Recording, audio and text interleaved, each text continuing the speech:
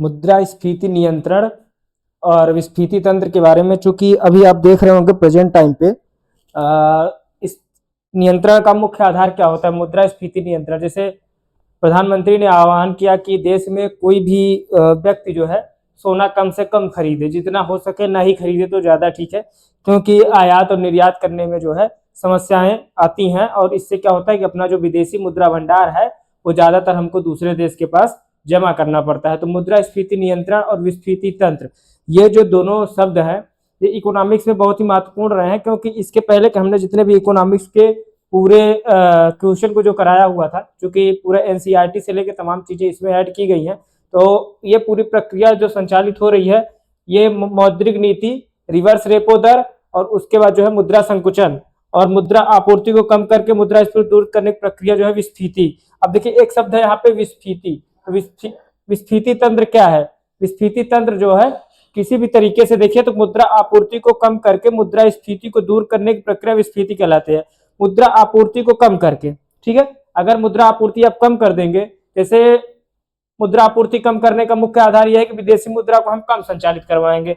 कम संचालित करवाने का मुख्य आधार यह होगा कि हम जो है पूरी प्रक्रिया को जो है मुद्रा आपूर्ति को कम कर देंगे, और मुद्रास्फीति को दूर करने की प्रक्रिया विस्फीति कहलाती। मतलब कोई भी वस्तु है मुद्रा आपूर्ति को, मुद्रास्फीति को दूर करने की प्रक्रिया, अगर मुद्रास्फीति आप दूर कर ले गए, मतलब आपने महंगाई पे कमी पा ली या किसी भी स्तर तक आपने उसको कम कर लिया या रोके रखा, तो वही प्रक्रिया क्या होती है? विस्फीति कहलाती है। जैसे मान लीजिए कि आप मार्केट में गए तरबूज लेने, तरबूज की कीमत एक समय थी 30 रुपए किलो, और उसके बाद आपने 20 पे उसको लाके रोके हुए हैं, 20 से ऊपर नहीं जा रही, धीमे धीमे वो उसका स्तर गिरता जा रहा है। इसका मतलब है कि आपने उस पर क्या किया? विस्फीति कर दी है, ठीक है। तो यही प्रक्रिया जो है, जो औसत से नीचे अगर आपने दाम रखा और दाम उससे नीचे जा रहा है, उसके ऊपर नहीं जा रहा है, इसका मतलब है कि आपने मुद्रास्फीति में कमी की, तो वही प्रक्रिया विस्फीति कहलाती है।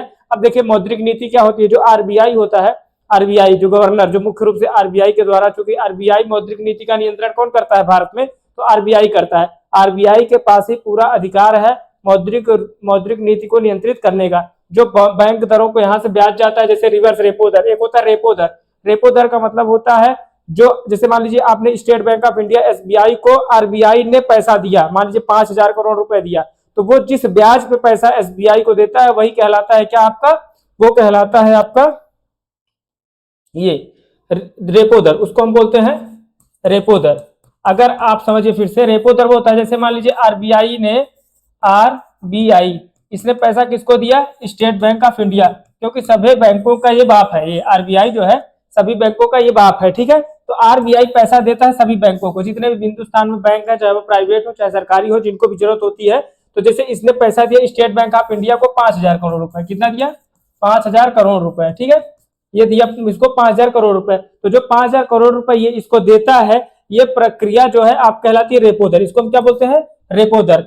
अब जो ये जब 5,000 करोड़ लिया तो एक ब्याज पे लिया होगा, एक ब्याज पे दिया गया होगा कि इतना ब्याज पे हम तुमको 5%, 6%, 8% जो भी दिया होगा, तो उसको हम रेपो दर बोलते हैं। उसको हम क्या बोलते हैं? रेपो दर। फिर जब बैंक का काम हो जाता है, स्टेट बैंक ऑफ इंडिया मान लीजिए एसबीआई का, अगर इसका काम हो गया तो ये जो पैसा रिटर्न करता है उसको हम रिवर्स रेपो रेट बोलते हैं। उसको हम क्या बोलते हैं? Reverse repo rate, reverse repo दर, ठीक है। तो जो बैंक द्वारा जो आरबीआई को पैसा दिया जाता है उसको हम रिवर्स रेपो रेट बोलेंगे, और जो आरबीआई इस बैंक को पैसा देता है उसको हम रेपो रेट बोलते हैं। दोनों का मतलब ये होता है। तो रेपो रेट और रिवर्स रेपो रेट, ये दो बैंकों आरबीआई और एसबीआई या एसबीआई के अलावा जितने भी राष्ट्रीय और प्राइवेट बैंक है, जिनको पैसा चाहिए होता है यहाँ से, वो जिस ब्याज पे पैसा इनसे लेते हैं उसको हम रेपो दर बोलते हैं, और ये बैंक जिस ब्याज पे इसको पैसा देते हैं उसको हम रिवर्स रेपो रेट बोलते हैं। इसको आपको ध्यान में रखना है। यही पूरी प्रक्रिया जो है यहाँ पे संचालित होती है। उसके बाद हम आगे थोड़ा सा समझेंगे। तो अगर केंद्रीय बैंक द्वारा मौद्रिक नीति का उपयोग करके बाजार में तरलता घटाई जाती है, ये आप जानते ही हैं कि केंद्रीय बैंक जो आरबीआई है वो जो है मौद्रिक नीति का उपयोग करके बाजार में तरलता घटाती है। अगर वो देखती है कितना परसेंट घटा के वो पूरे स्तर को मैच कराते हैं। अगर वो स्तर मैच हो गया उसी हिसाब से वो पूरे मार्केट को कंट्रोल करते हैं, ठीक है। ये काम किसका है? आरबीआई का है, ठीक है। इंपॉर्टेंट, बाजार में धन कम करने के लिए रेपो दर में वृद्धि की जाती है। देखिए, यही देखिए, बाजार में धन कम करने के लिए, बाजार में धन कम हो इसके लिए हम क्या करते हैं? रेपो दर में वृद्धि करते हैं। जैसे आरबीआई जो पैसा देती है वो ज्यादा मात्रा में, ज्यादा ब्याज पे देगी। जैसे मान लीजिए बीओबी को देना है, बैंक ऑफ बड़ौदा को, तो वो 8%, 9%, 10% ब्याज पे पैसा देगी, तो वो पैसा जब रिटर्न में आएगा तो किसके पास आएगा, आरबीआई के पास आएगा। तो उससे क्या होता है, बाजार में धन कम कर रहे हो, उससे बाजार में धन कम हो जाएगा, क्योंकि पैसा कहाँ जाएगा, आरबीआई के पास जाएगा। कम करने के रेपो दर में वृद्धि की जाती है, ये पूरा।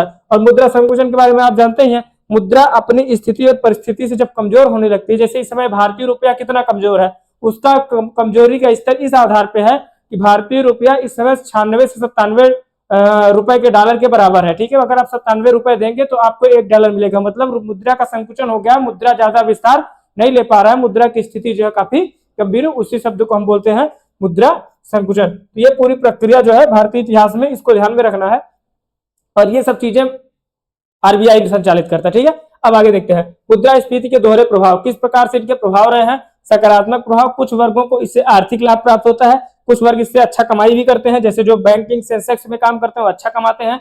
मुद्रास्फीति का प्रभाव सभी वर्गों पर एक समान नहीं होता है, अनइक्वल इंपैक्ट अक्रॉस सेक्शन, मुद्रास्फीति जो प्रभाव सभी वर्गों पर एक समान नहीं होता है। अब देखिए ये लेंगे, एक समान नहीं है, इधर तो ये वाला तो ठीक है, इधर वाला देखिए लड़खड़ा रहा है। नकारात्मक प्रभाव, अन्य वर्गों को क्रय शक्ति करने घटने से हानि होती है। तो जो नकारात्मक प्रभाव है, अन्य वर्गों को क्रय शक्ति घटने से हानि होती है। जब वो क्रय शक्ति घटेगा तो हानि होगा, सीधी सी बात है। तो ये देखिए ये पूरा लड़खड़ाया हुआ है, ये अलग टेंशन में है, इसका तो अपना अलग टेंशन है दुनिया में, क्योंकि इसको ये लगता है कि क्या क्या खरीद ले, इसका अपना अलग दुनिया में टेंशन है।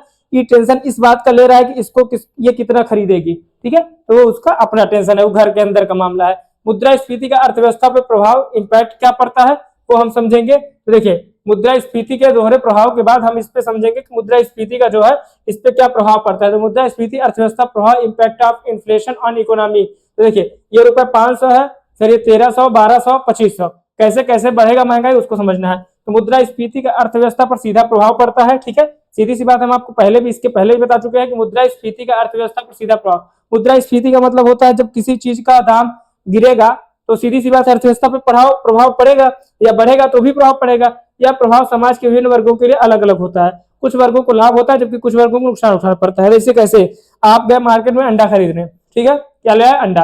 अब अंडा आप ले आए, अंडा मार्केट में 8 रुपए में, लेकिन आप ले आए 10 रुपए में, 10 रुपए का एक अंडा लाए। तो एक अंडा जब लाए आपने, तो 10 में आपके यहाँ अंडा में, भाई अंडा लाए आप 10 लोग खाए, तो 10 लोग को जो आपके घर में हुआ तो आपके घर का तो नुकसान हुआ, लेकिन जिसके यहाँ से आपने अंडा खरीदा उसको तो फायदा हुआ ना, उसको तो भाई ज्यादा रेट मिला। तो इस बात को ध्यान रखना है, उसी बात पे ये निर्धारित होता है, ठीक है। तो कुछ वर्गों को लाभ भी होता है, कुछ वर्गों को लाभ होता है, जबकि कुछ को क्या होती है, हानि होती है। अब क्रय शक्ति का स्थानांतरण, ट्रांसफर ऑफ परचेजिंग पावर, किस प्रकार से स्थानांतरण होता है। देखिए स्थानांतरण में देखिए ये वाला ज्यादा वजन हो गया, ये वाला कम। तो मुद्रास्फीति में नुकसान उठाने वाले वर्ग, ये नुकसान उठाने वाला वर्ग है, और मुद्रास्फीति में लाभ कमाने वाला वर्ग सेक्शन मार्केटिंग प्रॉफिट। कैसे कमाया है वो हम आपको अंडा वाला एग्जांपल देके बताए हैं कि अंडा आप ले गए तो कैसे उसने लाभ कमाया, और जो अंडा ले आया वो कैसे उसमें हानि उठाई। दोनों में अंतर समझ में आया होगा कि क्रय शक्ति का स्थानांतरण, देखिए आपने क्रय शक्ति किया, क्रय शक्ति में स्थानांतरण हुआ, उसको फायदा हुआ, आपको घाटा हुआ। उसके यहाँ ज्यादा लोगों ने मुनाफा कमाया क्योंकि 10 अंडे ले आए, अंडा मिलता था 8 रुपए का, उसको मिला 10 में, एक अंडे पे 2 रुपए, तो उसको काफी सारा प्रॉफिट हो गया। लेकिन आपके यहाँ क्या हुआ, नुकसान हो गया। आगे समझते हैं, ये देखिए नुकसान ऋणदाता किसे, लॉसेस क्रेडिट जो है लेंडर कैसे, जिन लोगों ने दूसरे को पैसा उधार दिया वे नुकसान में रहते हैं, इसलिए आपको पैसा उधार में नहीं देना है। किसी व्यक्ति को पैसा उधार मांगे तो नहीं देना है, हम मांगे तो हमको दे दीजिएगा, ठीक है। इंपॉर्टेंट, ऋण वापसी के समय मिलने वाली मुद्रा का वास्तविक मूल्य घट चुका होता है। तो ऋण वापसी के समय, जैसे आपने ऋण वापसी किया, आप किसी को पैसा दिए, अब आप ऋण वापसी मांग रहे हैं, भैया पहली बात तो 20 बार मांगना पड़ता है, 20 बार फोन लगाओ तो एक बार उठाता है, वो भी मन से नहीं बोलेगा, नमस्कार भी नहीं करता है सही से। ऋण वापसी के समय मिलने वाली मुद्रा का वास्तविक मूल्य घट चुका होता है। आपने 20,000 रुपए मुझे दिया, मैंने 20,000 किसी को दिया, अब हमको 10 महीने बाद हमको 20,000 रुपए दे रहा है। अगर वही 20,000 रुपए हम बैंक को दिए होते तो उसका हमको ब्याज मिलता कि नहीं मिलता, कुछ तो उसका प्रॉफिट मिलता कि नहीं मिलता। लेकिन इसने क्या किया, 20,000 रुपए लिया, 20,000 का हमको 20,000 दे दिया। तो वही कह रहा है कि मुद्रा का वास्तविक मूल्य क्या होता है, घट चुका होता है। और 20,000 देने के बाद, मान लीजिए मैंने 20,000 दे भी दिया, 20,000 देने के बाद पहले मैं उसको 4 बार फोन करता हूँ, 20 बार मैसेज करता हूँ, उसके बाद वो एक दिन सुबह उठेगा, मैसेज फोन करेगा, वो जानता रहेगा कि ये अभी सो रहा होगा, अब इसके पास मैं फोन करता हूँ, फोन मान लीजिए आप नहीं उठा पाए या वो नहीं उठा पाए, फिर आप पलट के करेंगे, वो फिर दोबारा 3 दिन फिर फोन नहीं उठाएगा। यह प्रक्रिया सतत चलती रहेगी और वो सामने वाला बोलेगा हम फोन किए थे, आप फोन नहीं उठाए। तो इसी प्रक्रिया को कहते हैं एक दूसरे को बेवकूफ बनाना, नुकसान का ऋणदाता और नुकसान होता है।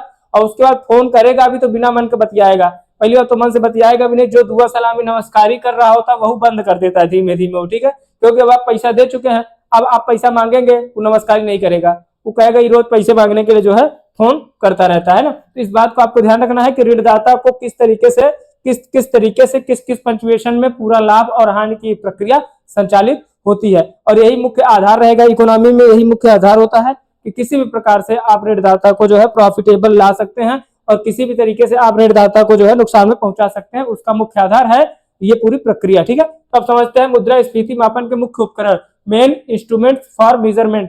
भारत में महंगाई को मापने के लिए मुख्य रूप से दो सूचकांकों का उपयोग, ये बहुत इंपॉर्टेंट क्वेश्चन है, यही से एग्जाम में क्वेश्चन पूछा जाता है, यही सबसे ज्यादा इंपॉर्टेंट है। ठीक है, यही जो है सबसे ज्यादा इंपॉर्टेंट है। आइए हम इसके बारे में विस्तार से थोड़ा सा चर्चा कर लेते हैं। ठीक है, यहाँ पे जो है ये इंपॉर्टेंस इसकी ज्यादा है। तो मुद्रास्फीति मापन के मुख्य उपकरण में कौन कौन सा है, देखिए, थोक मूल्य सूचकांक, होलसेल प्राइस इंडेक्स, WPI जिसको बोलते हैं, थोक मूल्य सूचकांक WPI, और फिर है CPI मतलब कंज्यूमर प्राइस इंडेक्स, उपभोक्ता मूल्य सूचकांक। ठीक है, तो होलसेल प्राइस इंडेक्स है WPI, एक तरफ WPI है, एक तरफ CPI, कंज्यूमर प्राइस इंडेक्स, उपभोक्ता मूल्य सूचकांक। तो जो कह रहा है मुद्रास्फीति मापन के मुख्य कारण, तो भारत में महंगाई को मापने के लिए मुख्य रूप से दो सूचकांकों का उपयोग किया जाता है। आप देखते होंगे समाचार में, न्यूज में कहता है थोक मूल्य सूचकांक और उपभोक्ता मूल्य सूचकांक, दोनों में डिफरेंस है। ठीक है, तो इसको दोनों को समझना है। ठीक है, ये मुख्य आधार होता है और इस तरीके से जो है आप इसको ध्यान में रखेंगे। और अगर ये चीजें, हेलो,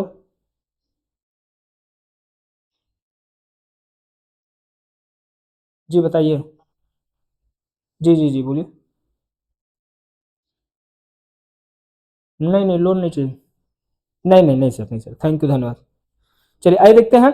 तो थोक मूल्य सूचकांक है यहाँ से, और कभी भी पूछेगा एग्जाम में क्वेश्चन तो उपभोक्ता मूल्य सूचकांक, थोक मूल्य सूचकांक और उपभोक्ता मूल्य सूचकांक, इन दोनों से डिसाइड होता है भारत में महंगाई मापने के मुख्य रूप से दो सूचकांक। ठीक है, तो अगर महंगाई मापना है आपको तो कभी पूछेगा महंगाई मापने का दो आधार होता है, एक WPI एक CPI। कौन कौन सा, WPI और CPI। तो WPI क्या है, थोक मूल्य सूचकांक है, और CPI क्या है, उपभोक्ता मूल्य सूचकांक है। इन्हीं दोनों से हम क्या करते हैं, महंगाई को मापते हैं, इन्हीं दोनों से महंगाई का मापन हो पाता है। ठीक है, थोक मूल्य सूचकांक WPI और CPI, तो मुद्रास्फीति मापन का ये आधार होता है। थोक मूल्य सूचकांक की संरचना कैसी होती है, तो ये समझते हैं। यह व्यापारिक स्तर पर थोक बाजार में वस्तुओं की कीमतों के बदलाव को मापता है। ठीक है, तो अगर ये बदलाव को मापता है, तो अगर इसको बदलाव के मापने का जो आधार होता है, समझिए, आइए हम समझते हैं इसको विस्तार से कि बदलाव का मापन कैसे होता है।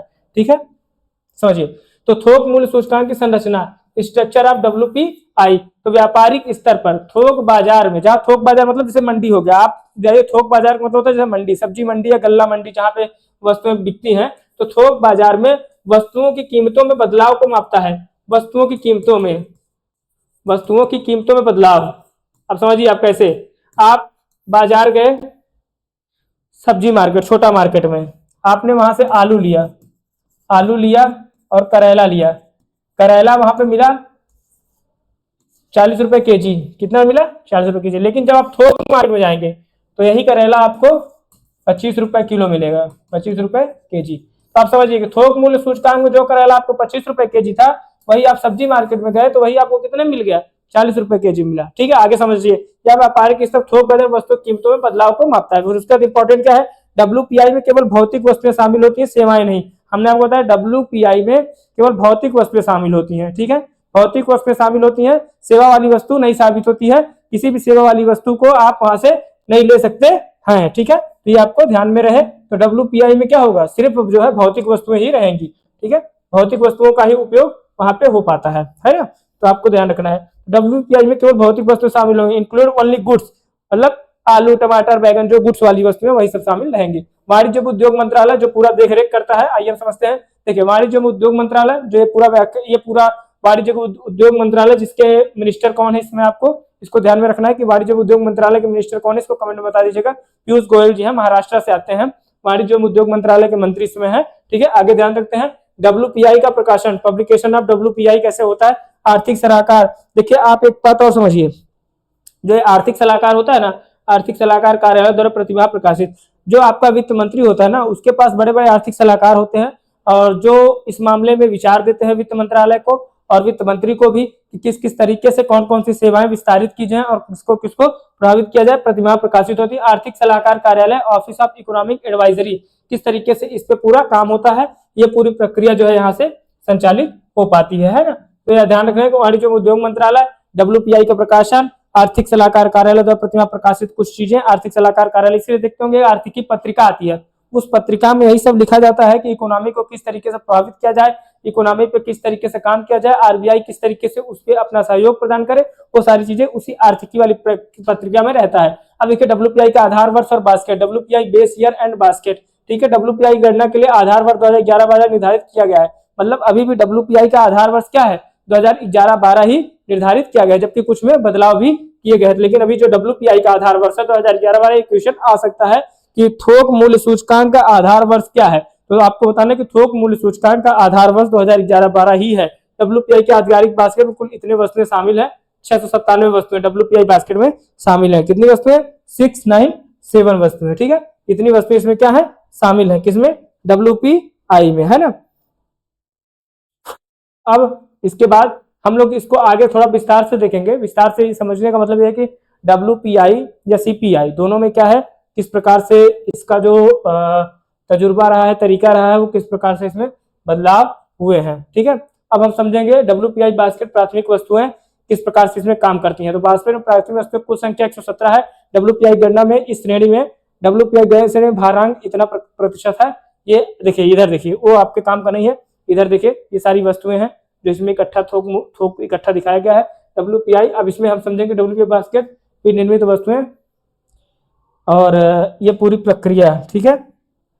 तो यहां से जो है